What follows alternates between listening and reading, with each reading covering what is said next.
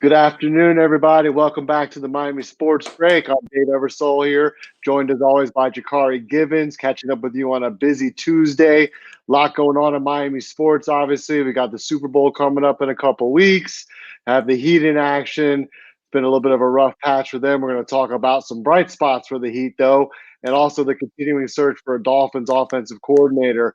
What's going on, Jaccare? How's everything going, brother? Everything's going good on this fine Tuesday. Yeah, I got Um, hot out there.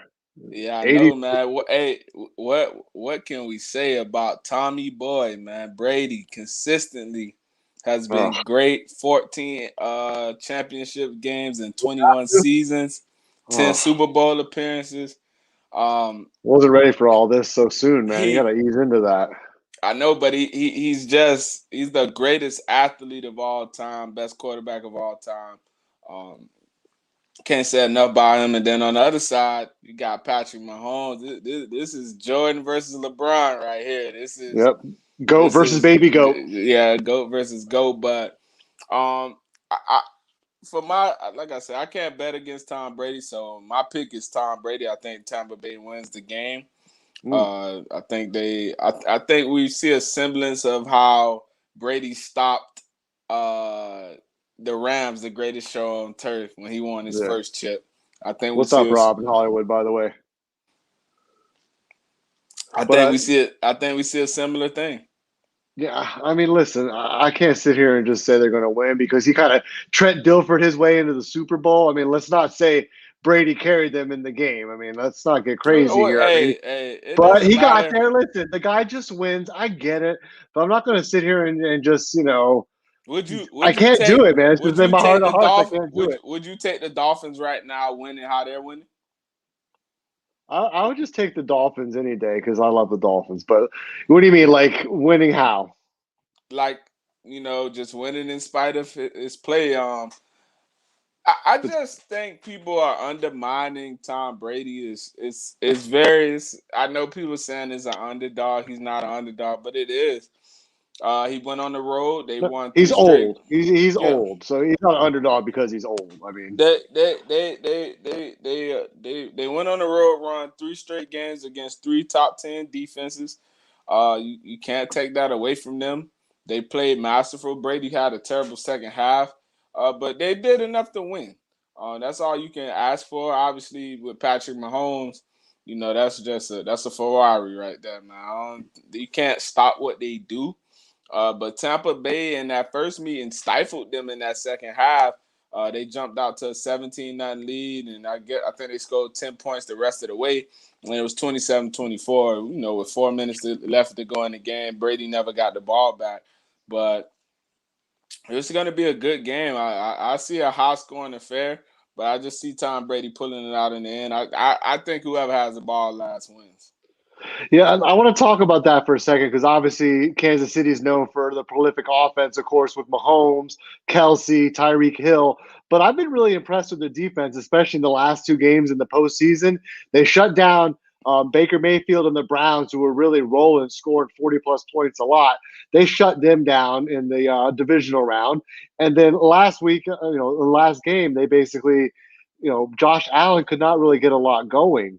It was just a good effort from the defense. Spagnola's had a good game plan, and like we always talk about, they're getting pressure with four guys. So I think that's really important. And Tyrann Matthew is playing Who excellent who in the secondary. who's I don't think the the Chiefs defense is good. They get turnovers, but let's just call a spade a spade. Ain't nobody scared of that defense over there. They're scared of the offense. So the But they're defense, playing well right now. So that's one yeah, thing. but Tampa, like a lot of people not taking this in effect though. The Chiefs are going to be out two starting offensive linemen in that game, Yeah, Eric for Fisher, sure. and the Buccaneers got war daddies up front, man. Four war daddies: Shaq Barrett, JPP, Sue, uh, Roaches. They have a lot of depth at that D line position, and obviously, to beat Patrick Mahomes, you have to be able to win with four. And they have, and people are underlining that injury, like, oh, it doesn't matter, but that's gonna matter in this game, even though he might be getting the ball out fast. But hey, they are a big play offense now. You start mitigating the big plays, having them dink and dunk downfield, and you playing bend but don't break defense. Hey, you win. Yeah, exactly. And I think it's going to be a high scoring game too. Both the teams can put up points. Obviously, Brady has a ton of weapons with Mike Evans, with Godwin, with pretty decent combo of Fournette and Jones in the backfield. I mean, they're not going to be overwhelming you with They anything can run the dynamic, but football. they're They can run consistent. the They can run the football. yeah, and this is the biggest matchup of the game. If AB and Tyron are lined up in the slot and they lead them isolated like they've been doing with the press man coverage, Tampa Bay is gonna kill them. Like Tyron can't guard him. Um, it's not gonna be fair. And like AB, Scotty Miller, all those guys, like AB was missed in that game because it's one thing when you have a person that's always open. And AB's been dominating since he came back. He's having big games. And I think Brady missed that blanket. And I think if he's ready for the Super Bowl and they're healthy, it's gonna be hard to beat Tampa Bay. Yeah, but I think also you got to look at the flip side of that with Tyreek Hill too. I mean, who's going to be able to? You can't cover him one on one in space either. So Well, I they're think not that gonna. matchup. They're not gonna. They're gonna just whatever they did in the second half. That's what the game plan gonna be. A lot of soft zone, man underneath, a lot of things like that. Like I said, that injury to Eric Fisher is huge. People don't think so, but it's very huge because that's a big loss. Yeah, Tampa Bay is good up front too. Like you said, they can get a lot of pressures My from God. a variety of different guys. So Andy Reid is going to have some things up his sleeve though to slow them down. He's going to get Mahomes outside the pocket, I'm sure. And you see what he can do under pressure. I mean, it doesn't matter really if you bring extra guys against Mahomes. He's just that good. He can make those plays on his own individually. So that's going to be a key to the game, obviously. And the thing about Brady, of course, he's basically a statue in the pocket. So if they can get anything up the middle on him and collapse the pocket, he's going to struggle in this game, I think, a little bit too. So it's going to be a big challenge for both defenses, obviously, because there's weapons all over the field for both teams. So I'm excited to see how the coordinators plan for both of the offenses. But I want to switch gears a little bit. Speaking of coordinators, and a lot of talk has been about former Miami Hurricane and Buffalo Bills quarterback coach Ken Dorsey National possibly coming to the champion. Dolphins. You gotta add the national Yeah, championship in there, under dog. yes, exactly. So almost consecutive national champions, but we won't talk about the following year. But I think Dorsey to the Dolphins is really intriguing, and what I want to hear your thoughts about how he would translate to the offensive coordinator role in Miami, working obviously with Tua. He had a lot of success with Josh Allen. We've seen that recently, And and Cam people. Newton. I was going to say people forget also early in Cam Newton's career that And, also he helped him develop into an MVP candidate. and the thing that people don't like who underestimate about this hire. The guy's been running RPO forever. With Cam Newton, he had the RPO game. Josh Allen, the same thing. Two is probably the best RPO quarterback I've seen in my life. So I just think, hey, if you can get him, and I think he does, and it makes a lot of sense for him because he can come here a year or two and he can really just change it around, and then it's easy for him to get a coaching job. You know what I mean? A head coaching job, but uh, I know Seattle's in the running. Which Seattle's a better, it's a better fit. Not a better fit, but it's a better. They have better weapons. Right But now, yeah, but yeah, I mean, obviously, the Miami connection is going to be pretty big for Dorsey too, and that's something he might consider very, very heavily. And he's a young guy, and I think obviously they're going to look at internal candidates as well with guys these suitable things. But I mean, Dorsey might be the move, and I think it would really kind of light up the fan base a little bit. They'd be happy to see Dorsey come back. Obviously, he's a proven winner. He's a very smart guy, and he deserves a chance. I think he's going to get a chance sooner than later, probably. So, what better than with a coaching staff on the rise, a coaching staff that's innovative, bringing a younger guy like you said that's going to incorporate some of that innovative college type offense into Tua's repertoire. And I think he's somebody that we've seen that can bring the best. I think he's a real Adam Gase, to where everybody said, oh, he's the guy who kind of elevates the quarterbacks.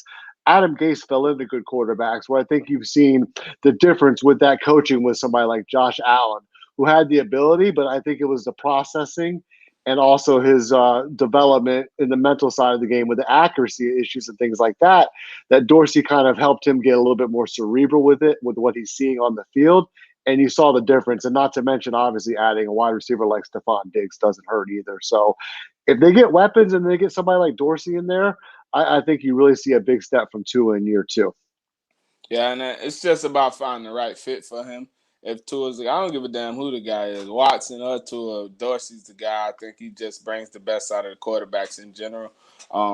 He's proven two guys have had their best seasons under him, so hey, he's a good quarterbacks coach, and I think that it'd be a great fit for the Dolphins.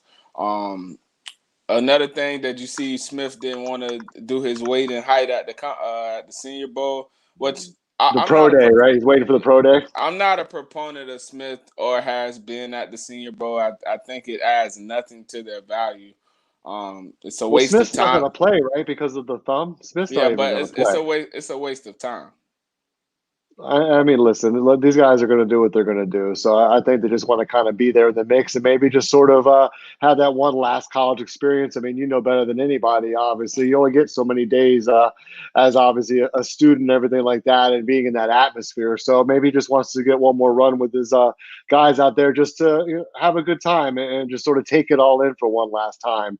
That experience. So listen, he does what he does. He's going to go high in the draft. He's going to be a top 5, top 10 pick regardless. But a lot of people are just kind of penciling him into that number 3 spot to Miami, and I just think that's a little bit of a early I speculation. seen some mocks that had Smith going 2 and Chase going 3. Yeah, I mean, I don't know. I don't think Devontae Smith at 3 is out of the realm of possibilities, but I think there might be some surprises as well with movement. Miami could also trade out of that pick and move down a couple spots and probably still grab him. Especially with 18 quarterbacks predicting to change futures this year. I think Mhm. that's a big tidbit. Well, That's major. this is a loaded draft in a lot of positions too. Offensive tackle, it's a very good draft. Obviously, wide receiver, it's an excellent draft. Quarterback doesn't have the depth. It's a pretty top-heavy draft at quarterback, but there's a lot of good players in this round, in the first round range, and guys could go anywhere. I think it's a little bit more of a toss-up. And then you've got people like Micah Parsons who people thought he'd be a top 10 pick, but now they're talking who knows where this guy goes if he goes at all with all the off the field stuff. So there's a lot of uncertainty there. Okay, but what's off the field stuff to you guys? Let me hear what your definition Well, of it is compared to what he's doing.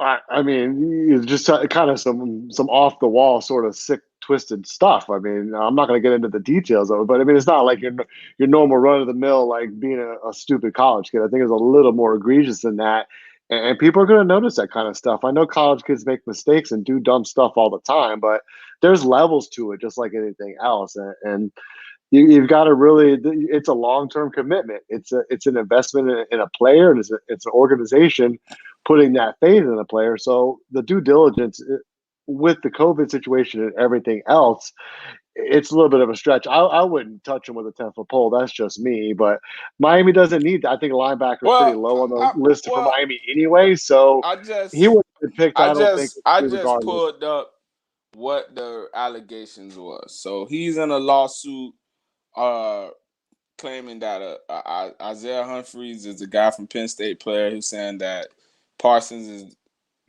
was not named in the lawsuit, but is named as one of the individuals who harassed Humphries. Um, I think that's a little like we don't really know what happened there. Um, And listen, I don't want to convict the guy either. That's the thing. But I mean, you've got to really do your home. I just don't think he fits with the Dolphins. Honestly, I don't think yeah, it's I what they mean, need, regardless. So. not if they're bringing him for an edge rusher. No, he's a true linebacker. But I don't agree with stuff like that. Just for the simple fact they're kids, man. That's 18 to 22-year-old children. And we live in a society where it's a little bit more sensitive now. Let's just call it what it is. The guys are a little bit more sensitive. You've never in your life, when you were growing up, Dave, you never heard of a guy and a football team getting harassed. Never.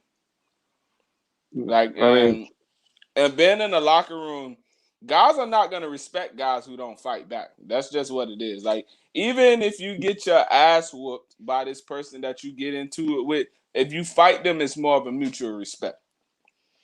No, and I get it. We don't know any of the behind the scenes stuff, and it's just kind of what you see out there.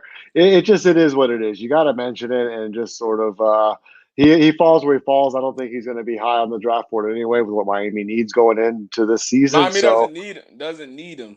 right, But if he falls it's into kind the of a moot second point. round, if he falls into the second round, you have to take him.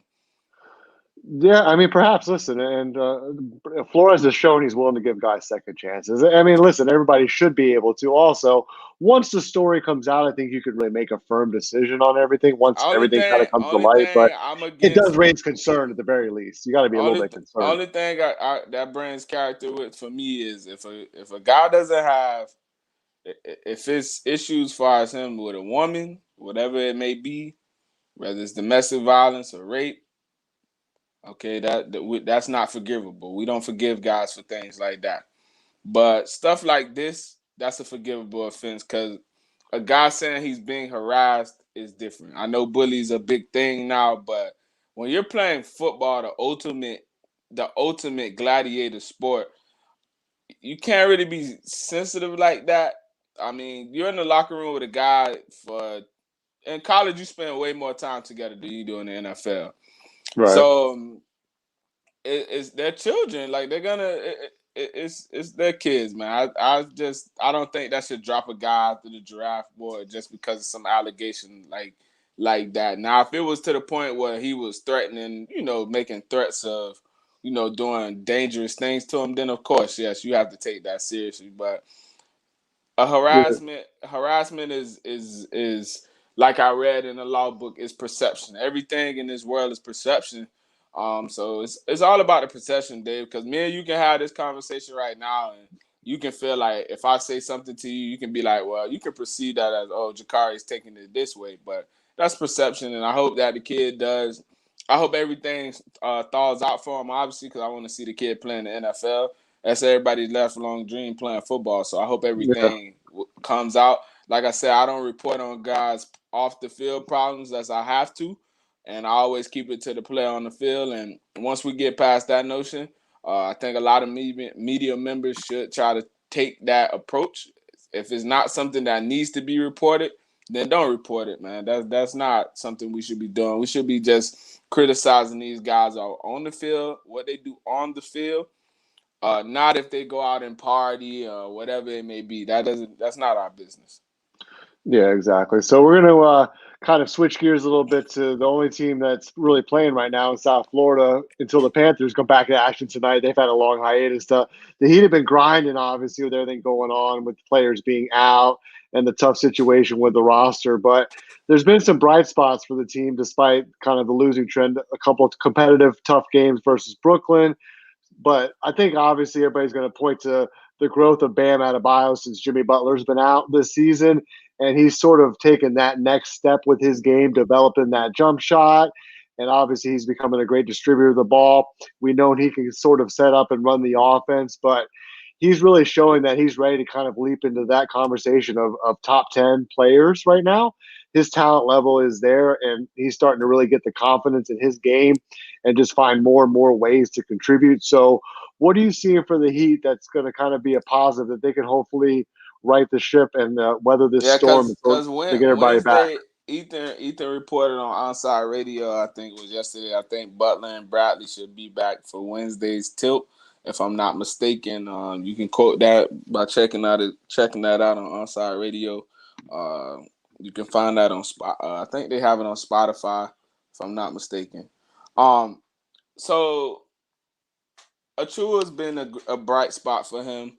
Adebayo, of course, but Miami's biggest problem right now is showing that they don't have any shot creators outside of the guys that they need. So off the bench, would Rodgers go back to the bench? Do you assume that? I was looking. KZ Akapala has been. He's a great defender, by the way.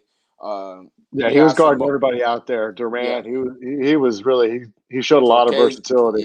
KZ was a great like that was a great find, but it's it's just what like I said, I think Miami needs a true point guard. Um and that's probably the biggest thing that happens when you got guys who can't create their own shots. You need somebody to set the offense up. And we don't have a true point guard. You can't think of anybody on the roster who you can be like, hey, we can count on him to set up plays. Just imagine if they had a guy who can just manufacture the offense with all these guys out.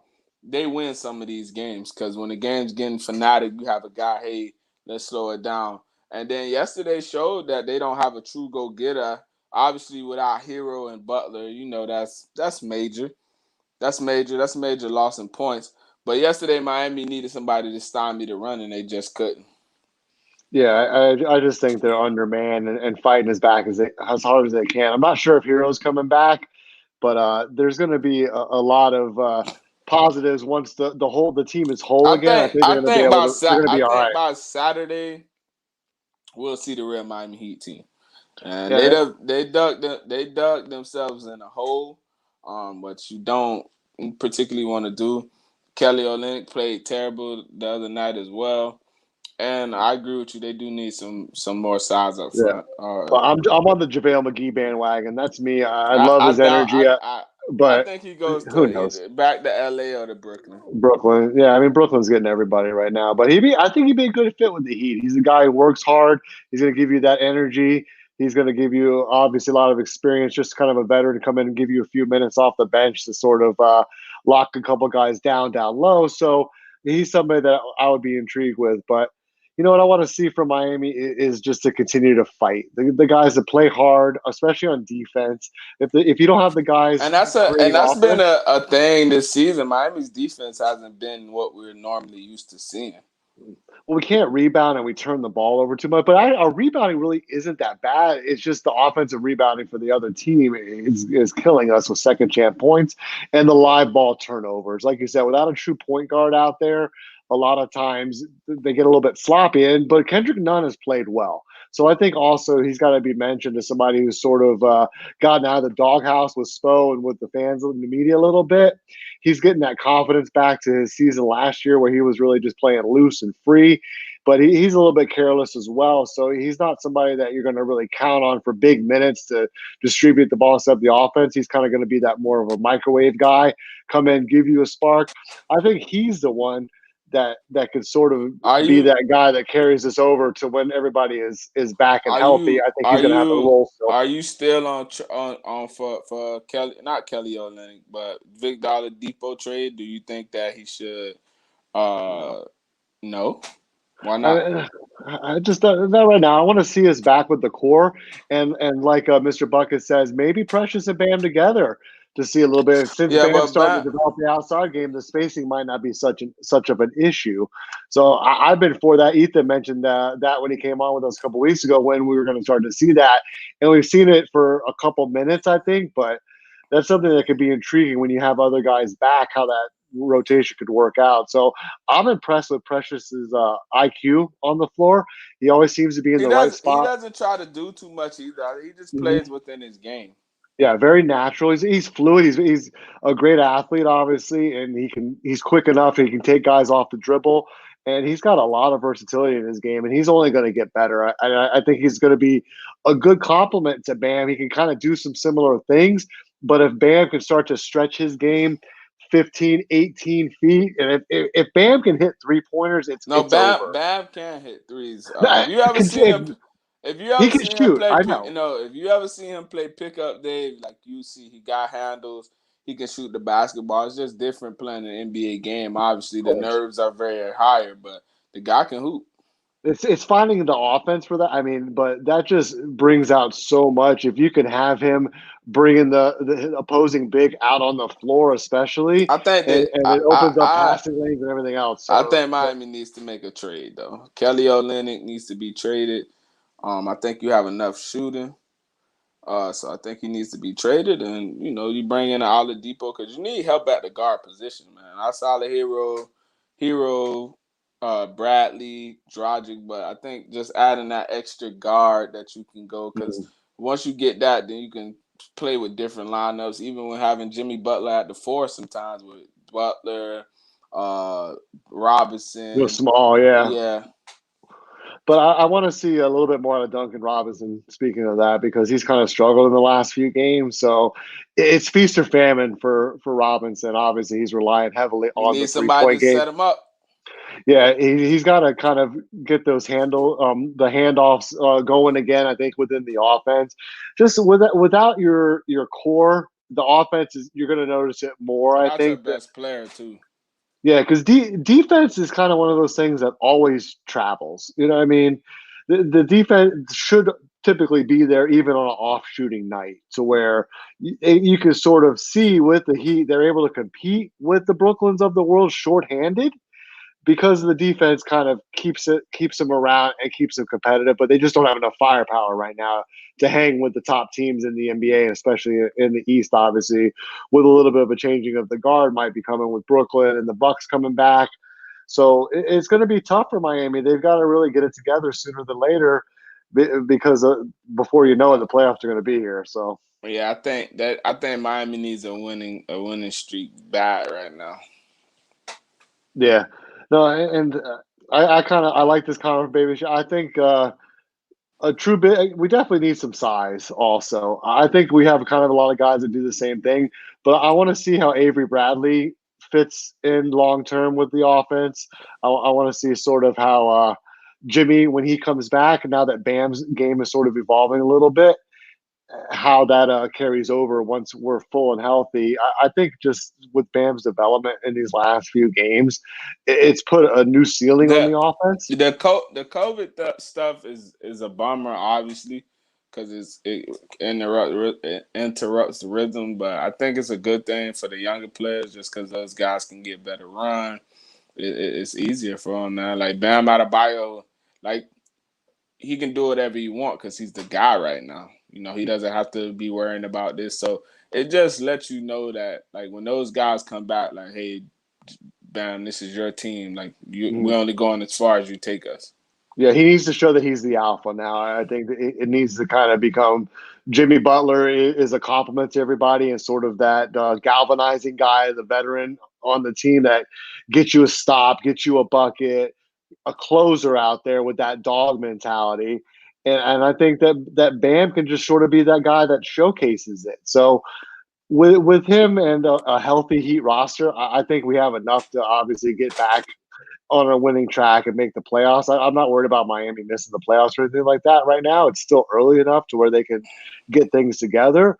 But I think you got to judge the team when it's healthy. And Yes, and this has that's brought and out that's some of the ev- and flaw. that's everybody though. Yeah, so there's a lot of bad records out there. So it's not like there's a ton of good teams 1 through 8. I think there was only last time I looked like 5 or 6 teams with a winning record in the East. So listen, Miami will be right there. They're going to be in the mix. So I think it's a good thing that we've seen Bam sort of become the guy these last few games. And I'm excited actually to see this team when they're clicking on all cylinders. But I think we're going to wrap it up today. I want to thank everybody. We had a lot of comments today. It Hold was on, hold up, hold up. whoa, what do you Who's got your going? You got us. Who's your Super Bowl pick? Oh man, I thought I was gonna get away with that.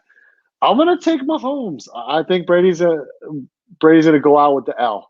I'm gonna take Mahomes and the Chiefs, 38-31. I got Brady winning 7 and retiring after the game. God, I got him retiring at the game too. What's the score? 20, 28, no, 31-28 Buccaneers. Oh man! All right. Well, we got a couple weeks before we got to worry about that. But I want to thank everybody for jumping on today with the Miami Sports Break. Also, video going around. Devontae Smith says he's had convos with Tua about running it back. Oh, there we go. Where there's smoke, there's fire. So it's going to be an interesting couple months leading up to the draft. So we're going to have a lot of content, obviously, on 3 yards per carry. And of course, follow us at 5 Reasons Sports. And on Instagram, check us out, the Miami Sports Break. We're going to be doing a lot of things over there in the coming weeks at MIA Sports Break. Want to thank Jaccare Givens and everybody for watching. And we'll catch you guys probably on Friday again.